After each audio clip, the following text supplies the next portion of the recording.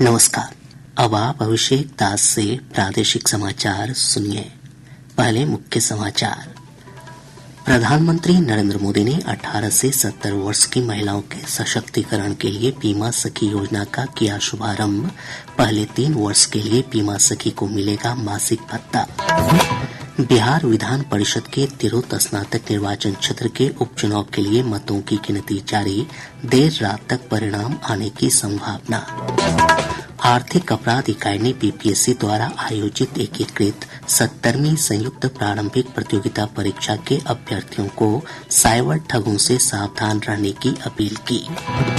और पश्चिमी विक्षोभ की सक्रियता से पटना, गया और औरंगाबाद समेत राज्य के दक्षिणी हिस्सों में हल्की बारिश, ठंड में हुई बढ़ोतरी। अब समाचार विस्तार से।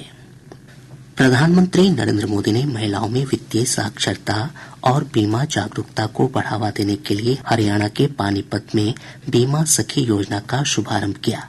भारतीय जीवन बीमा निगम की इस पहल से 18 से 70 वर्ष तक आयु की महिलाओं का सशक्तिकरण होगा। इस योजना के अंतर्गत 10वीं पास महिलाओं को विशेषज्ञता प्रशिक्षण दिया जाएगा और पहले 3 वर्ष के लिए मासिक भत्ता दिया जाएगा। इस अवसर पर प्रधानमंत्री ने कहा कि देश ने बीमा सखी योजना के शुभारंभ के साथ महिला सशक्तिकरण की दिशा में एक और कदम बढ़ा दिया है।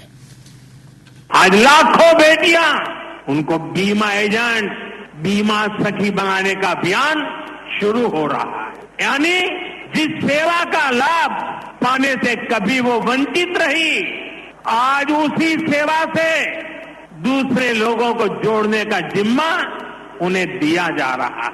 आज बीमा जैसे सेक्टर के विस्तार का नेतृत्व भी एक प्रकार से अब महिलाएं ही करेंगी। श्री मोदी ने कहा कि योजना के तहत 2 लाख महिलाओं को रोजगार देने का लक्ष्य है। उन्होंने कहा कि इस योजना से एक बीमा सखी को औसतन प्रति वर्ष 2.25 लाख रुपए की आमदनी हो सकेगी। श्री मोदी ने कहा कि बीमा सखी सार्वभौमिक बीमा के लक्ष्य को प्राप्त करने में मददगार होंगी। बीमा सखियों के इस काम का महत्व सिर्फ इतना ही नहीं है कि उन्हें हर महीने हजारों रुपया कमाई होगी। बीमा सखियों का योगदान इससे कहीं अधिक होने वाला। विकसित होते हमारे देश में इंश्योरेंस फॉर ऑल हम सभी का ध्येय है। ये सोशल सिक्योरिटी के लिए, गरीबी को जड़ से मिटाने के लिए अति आवश्यक है। आज बीमा सखी के रूप में आप जिस भूमिका में आ रही है, उससे इंश्योरेंस फॉर ऑल उस मिशन को बल मिलेगा। प्रधानमंत्री ने कहा कि उन्होंने कुछ वर्ष पहले पानीपत से बेटी बचाओ बेटी पढ़ाओ अभियान शुरू किया था। इस अभियान का न केवल हरियाणा में बल्कि देश भर में सकारात्मक प्रभाव हुआ है। उन्होंने कहा कि आज महिलाएं विकसित भारत के लक्ष्य को पूरा करने की दिशा में काम कर रही हैं। कुछ साल पहले मुझे यहाँ पानीपत से बेटी बचाओ बेटी पढ़ाओ अभियान शुरू करने का सौभाग्य मिला। इसका सकारात्मक प्रभाव पूरे देश में हुआ।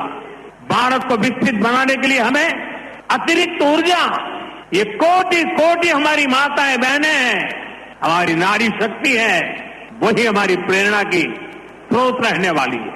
आज जो ये महिला सेल्फ हेल्प ग्रुप है, बीमा सखी है, बैंक सखी है, कृषि सखी है, ये विकसित भारत का बहुत बड़ा आधार स्तंभ बनेगी। इस अवसर पर वित्त मंत्री निर्मला सीतारामन ने कहा कि 18 से 70 वर्ष तक की महिलाएं बीमा सखी योजना का लाभ उठा सकेंगी। उन्होंने कहा कि बीमा सखी डेवलपमेंट ऑफिसर के पद तक जा सकती हैं। स्टाइपेंड मिलेगा, कमीशन भी मिलेगा, आप बीमा सखी भी होंगे, मगर उसके बाद अगर आप एक छोटा सा परीक्षा लिखकर उसमें पास हो जाते हैं, कुछ नंबर अच्छा मिलता है आपको, आप आगे जा करके डेवलपमेंट ऑफिसर भी बना भी सकते हैं परमानेंटली एलआईसी में। बिहार विधान परिषद के तिरहुत स्नातक निर्वाचन क्षेत्र के उपचुनाव की मतों की गिनती जारी है। हमारे संवाददाता ने खबर दी है कि निर्दलीय उम्मीदवार ब्रिजवासी 6,288 मतों के साथ आगे चल रहे हैं। वहीं राजद के गोपी किशन को 5,721, जदयू के अभिषेक झा को 5,234 और जन सुराज के विनायक गौतम को 4152 मत मिले हैं।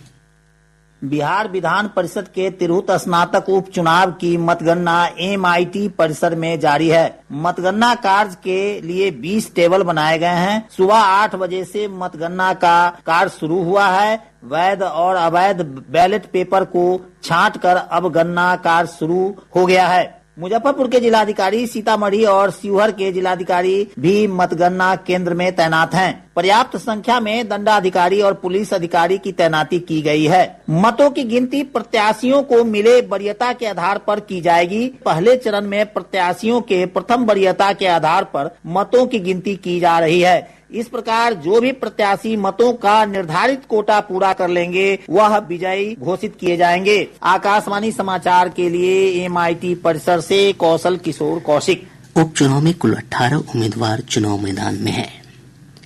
1990 बैच के भारतीय प्रशासनिक सेवा के अधिकारी संजय मल्होत्रा को भारतीय रिजर्व बैंक का गवर्नर नियुक्त किया गया है। मंत्रिमंडल की नियुक्ति समिति ने उनके नाम को मंजूरी दे दी है। उन्हें 3 साल की अवधि के लिए इस पद पर नियुक्त किया गया है।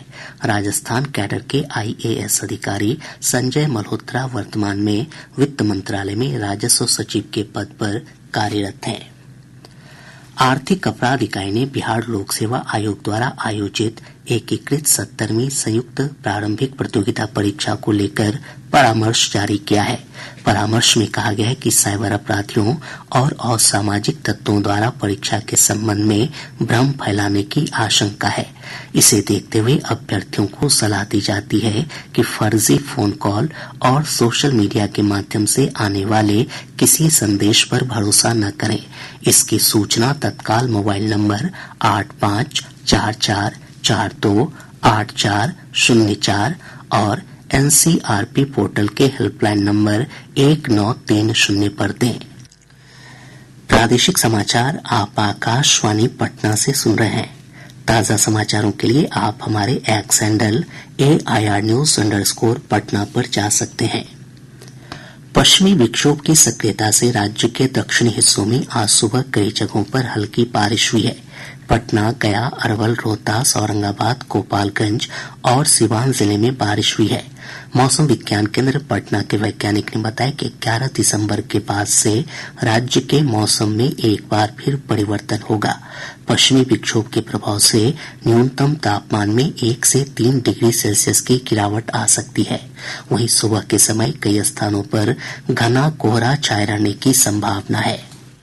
11 तथा 12 दिसंबर से बिहार में पुनः मौसम में परिवर्तन हो सकती है अर्थात ठंड के साथ मौसम बदलेगा। जैसे जैसे पश्चिमी विक्षोभ आगे बढ़ेगी एक बार पुनः उत्तर पश्चिमी हवाओं का प्रभाव बिहार की ओर आएगा, जिस कारण न्यूनतम तापमान में 1 से 3 डिग्री सेल्सियस की गिरावट होने का पूर्वानुमान है एवं सुबह में मध्यम से घने स्तर का कोहरा भी रहने का पूर्वानुमान है। इधर पिछले 24 घंटों के दौरान 9.1 डिग्री सेल्सियस न्यूनतम तापमान के साथ सहरसा जिले का अगवानपुर राज्य का सबसे ठंडा स्थान रहा। राजधानी पटना का न्यूनतम तापमान 16.1 डिग्री सेल्सियस रिकॉर्ड किया गया। बिहार राज्य आपदा प्रबंधन प्राधिकरण BSTMA और united nation development programme UNDP के बीच आपदा जोखिम प्रबंधन को सुदृढ़ करने के लिए आज पटना में समझौता ज्ञापन पर हस्ताक्षर किए गए। समझौते के तहत आपदा प्रबंधन योजनाओं के निर्माण, पदाधिकारियों के प्रशिक्षण और समुदायों की क्षमता बढ़ाने जैसे विषयों पर UNDP बिहार को तकनीकी सहयोग प्रदान करेगा। प्राधिकरण के उपाध्यक्ष डॉक्टर उदयकांत ने कहा कि UNDP के सहयोग से बिहार की आपदा प्रबंधन नीति और अधिक प्रभावी होगी। हमारी जितनी स्कीम्स हैं जो हम बनाने की कोशिश करते हैं लोगों को महफूज रखने के लिए, उसमें एक नया इजाफा होगा, जोड़ेंगे अपनी तरफ से जो दुनिया में क्या नया होगा। हम तो एक अपने सूबे में महदूद रह गए, लेकिन ये बताते हैं हमको कि मुल्क में और दुनिया में क्या होगा, उसमें कौन सी नई प्रैक्टिस है जिसमें कम खर्च लगता है और जल्दी काम हो सकता है, अच्छा काम हो सकता है। दूसरी चीज जो इससे फायदा हमको होने वाला है कि हमारा जो 15th फाइनेंस कमीशन है उसके जो पैसे मिलने होते हैं उसमें हम इनका भारत सरकार से एग्रीमेंट है, उसमें हमारी मदद करेंगे कि इसमें हमारे पास कोई स्कीम अटक जाती है। मुख्यमंत्री नीतीश कुमार आज पटना में बिहार अभियंत्रण विश्वविद्यालय के पहले दीक्षांत समारोह में शामिल हुए। श्री कुमार ने समारोह में छात्र छात्राओं को डिग्री प्रदान की। इस अवसर पर उप मुख्यमंत्री सम्राट चौधरी और विजय कुमार सिन्हा भी मौजूद थे। मुख्यमंत्री नीतीश कुमार ने आज पटना में राज्य के स्कूली छात्रों के लिए मशाल प्रतियोगिता का शुभारंभ किया। शिक्षा विभाग, खेल विभाग और बिहार राज्य खेल प्राधिकरण के संयुक्त तत्वावधान में आयोजित होने वाली इस प्रतियोगिता का उद्देश्य सरकारी विद्यालयों से खेल प्रतिभाओं की खोज करना है।